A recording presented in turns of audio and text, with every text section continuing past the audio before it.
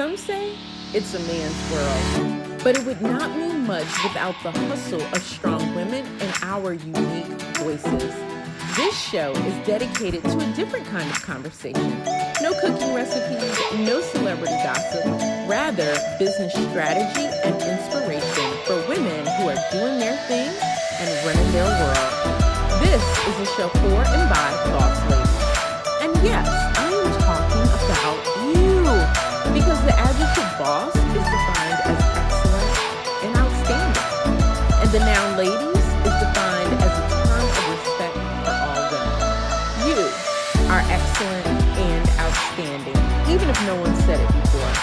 So it's time to put respect on that status. Ladies, I want to thank you so much for joining us for this episode.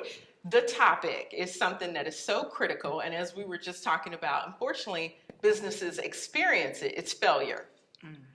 And I think I call them the business twins, pride and failure. We know oftentimes pride really does lead into failure. So let's talk about this. Tell me, what do you think about pride, humility, and the role it plays in a business? I was just sitting here trying to think of a specific failure, I guess, to kind of talk about or go over or see how I overcame it. But it seems like every failure did turn into an opportunity or something to learn from, and was able to move on better than I ever thought that I could. So I think that being in business for 7 years, there's been a lot of failures. There's been a lot of things to be proud of.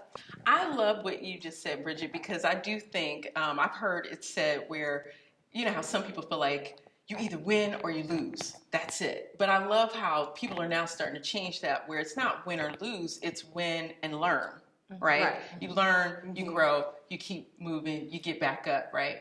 And you know, when I think about this topic, I think about the Blockbusters and even now, unfortunately, Kmart and places where they did not really listen to the audience. They didn't listen to the consumers. And that's a form of pride, really, when you think about it, not being able to listen and make adjustments to what your clients want. What do you guys think about that? Has there ever been a time where your clients have suggested changes and as a result, you've been able to pivot and actually keep going?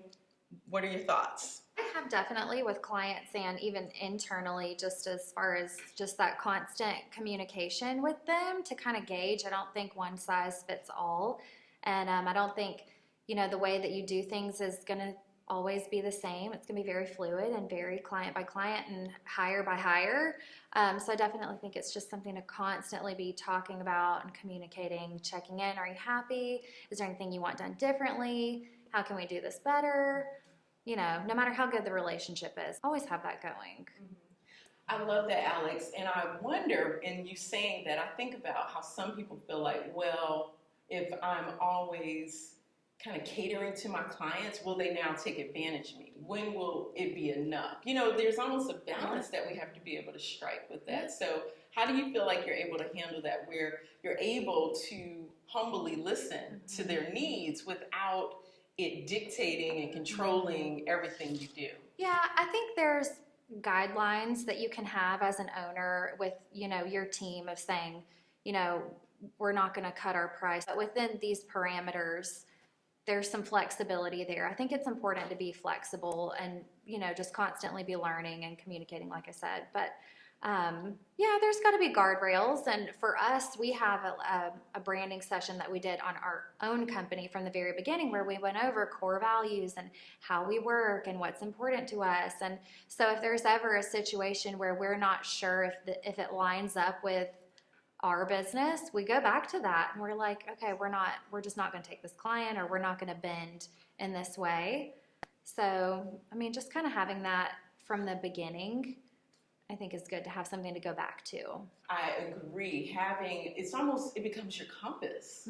What do you guys think about that? Having those values front and center to make sure it doesn't really get in the ditch on either side. I love that. I like what we're talking about, because the business that I'm involved in, we're in beauty. So we have to know what our customers want. And then the other business is fashion.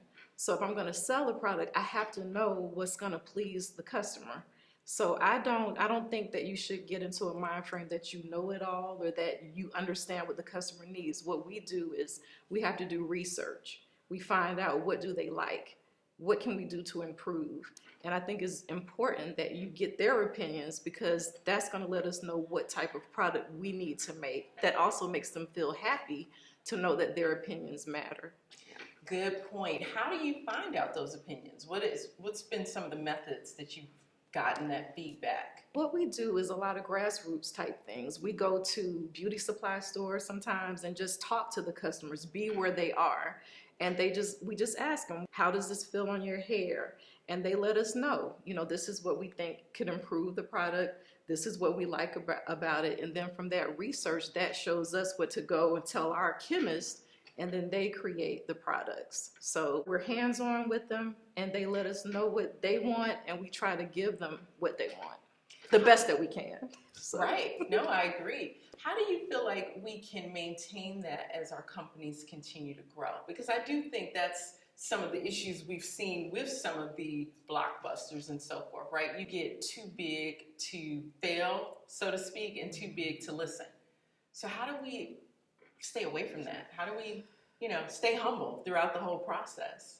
I've got a few thoughts on it. I mean, of course, constantly surveying and being ahead of it, I think, rather than having to react, is probably what hurts some of these companies. And I guess being more proactive and constantly having a plan, and just, don't neglect some of those internal things like your planning sessions and annual meetings and things like this. Sometimes they get pushed to the back burner because they don't feel income producing right now. But I think it's important to have, just to keep everyone on the same page as time goes. And maybe gratitude, gratitude, staying, keeping your mind in that space of thankfulness can kind of help you to not be in a headspace of pride that you can't listen. You know what I mean? Right.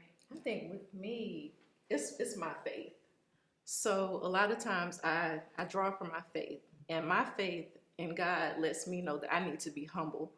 And that means in business, that means personal. No matter what, I know that God has me grounded. So when you just know that about yourself, you know that it doesn't come from you.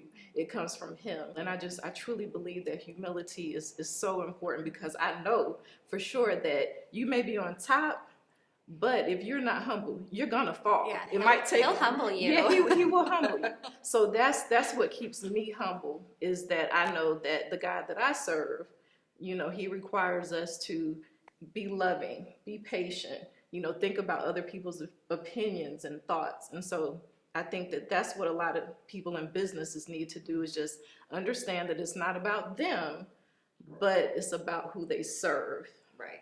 That's amazing. I love that on so many levels, because yes, I do think, unfortunately, some of the companies that are no longer here anymore, they're extinct, it's because they forgot about who they were here to serve, not just the stockholders, right? But the actual users of whatever product or service that you offer.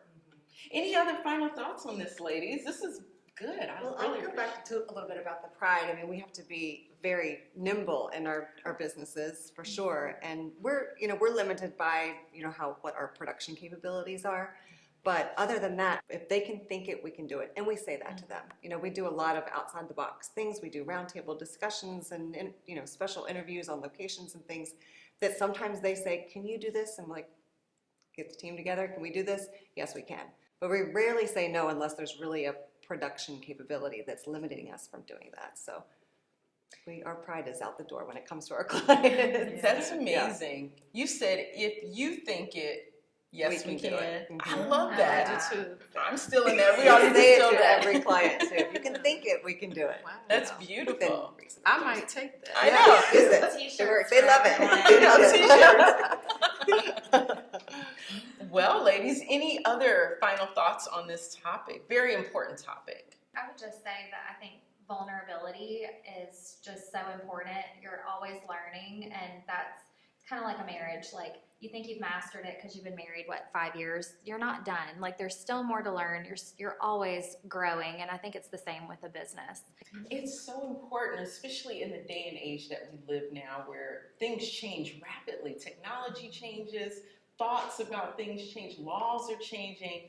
So I agree. I think if we are not both humble and just watchful, we'll miss a lot of opportunities that we didn't have to. Ladies, I want to thank you for joining us for this edition. You have been jewels. I love everything you've said. I'm sure our audience will agree.